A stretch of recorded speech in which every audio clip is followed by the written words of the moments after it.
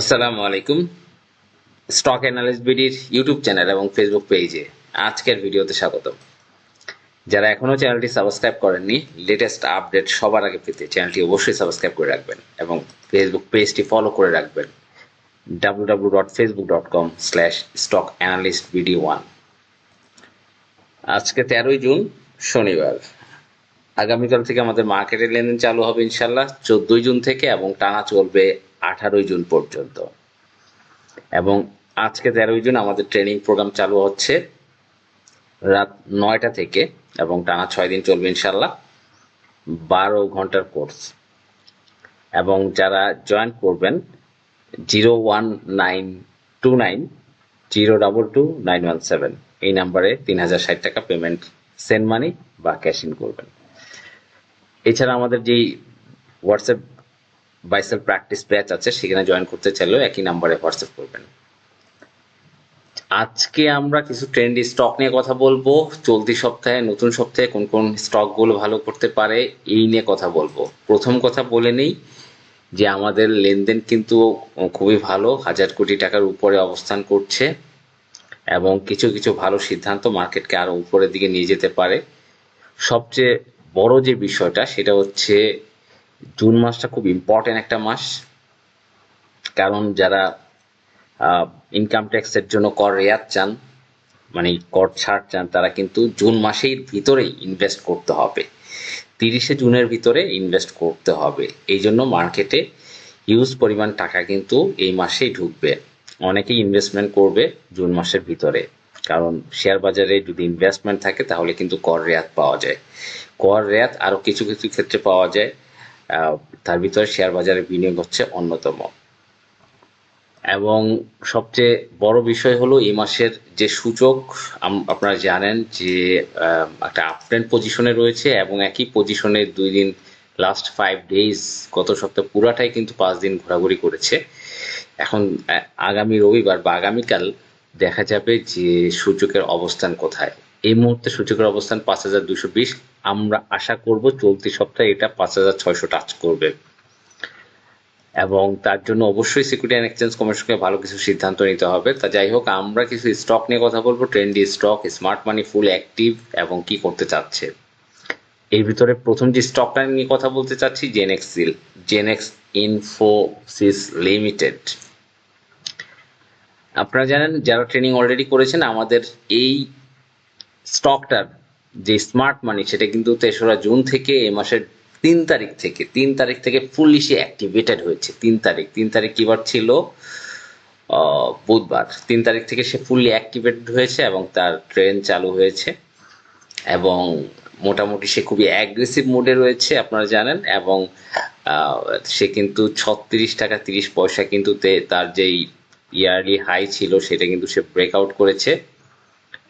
এখনো করতে পারেনি, অ্যাকচুয়ালি কাছাকাছি রয়েছে, না করেছে 36 টাকা 30, সেটা 9 জুন করেছে।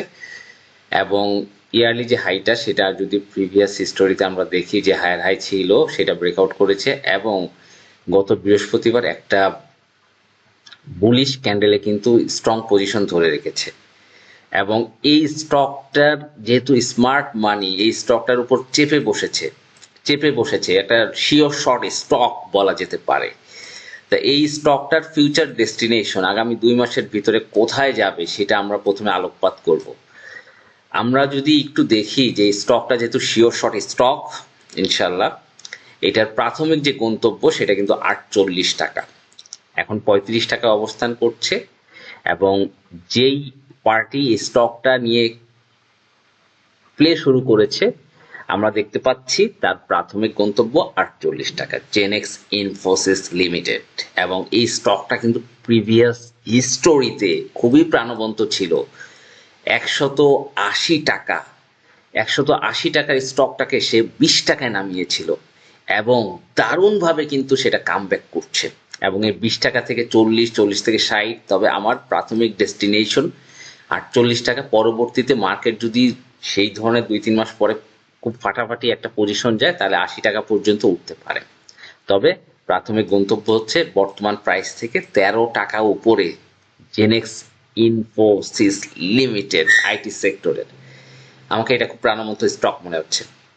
যেহেতু স্মার্ট মানি ফুললি অ্যাক্টিভেটেড, যারা এই যে আমি একদম স্মার্ট মানিকে দেখে কথা বলছি, তাদের প্রত্যেকটা কাজের ফুটপ্রিন্ট দেখছি, লাইভ ট্রেডিং এ হোক, ভলিউম ক্যালকুলেশনে হোক, বা চার্ট অ্যানালাইসিসে হোক, ম্যাচিং করে কিন্তু এই জিনিসগুলো আমার বের করা।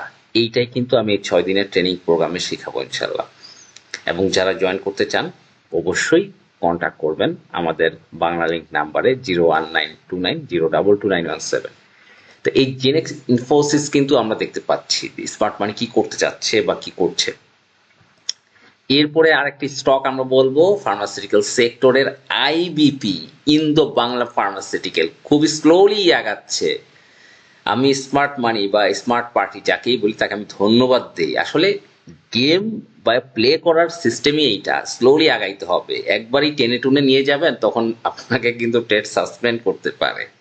একটু আগাবেন। বিরিথাই পার্টিটার যেই অ্যাগ্রেসিভ মোমেন্ট, তাকে আমি বলবো একটু স্লো যান ভাই।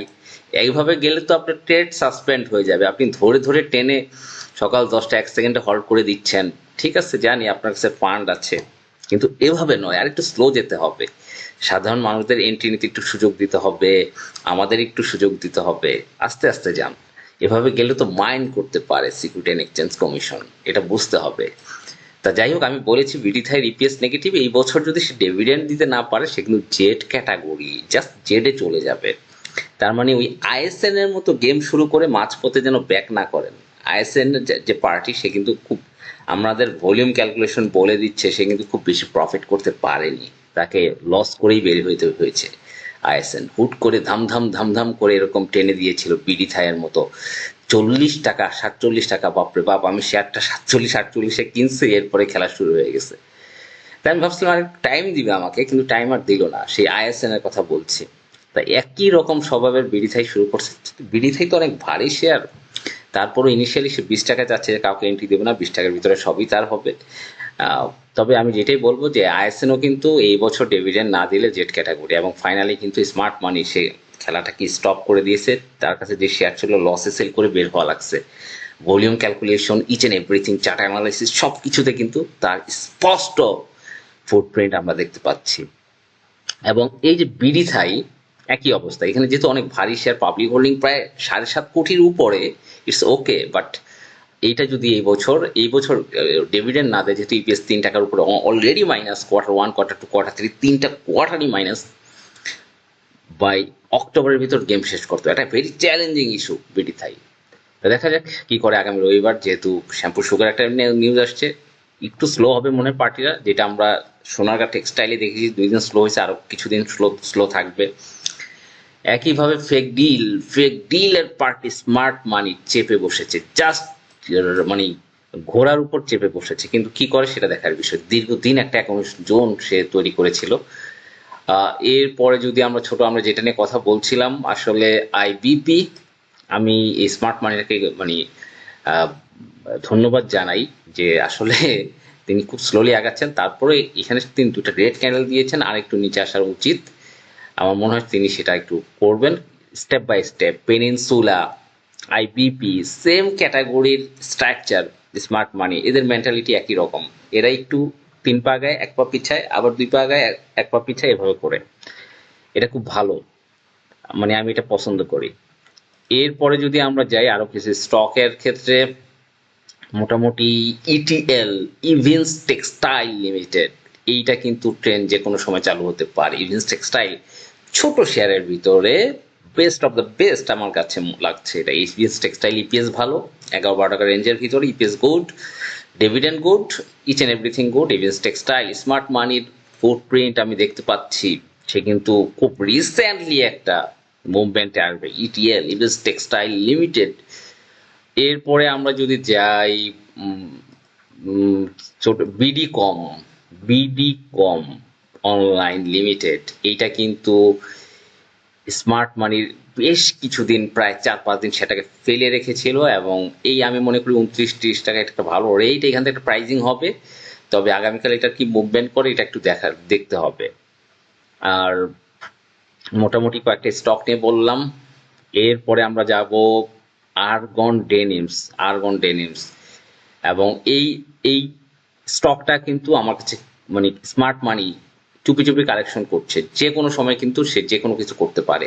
আর্গন ডেনিমস এটার একটা মুভমেন্ট আমরা দেখতে পাচ্ছি, স্মার্ট মানির ফুটপ্রিন্ট দেখতে পাচ্ছি আর্গন ডেনিমসে।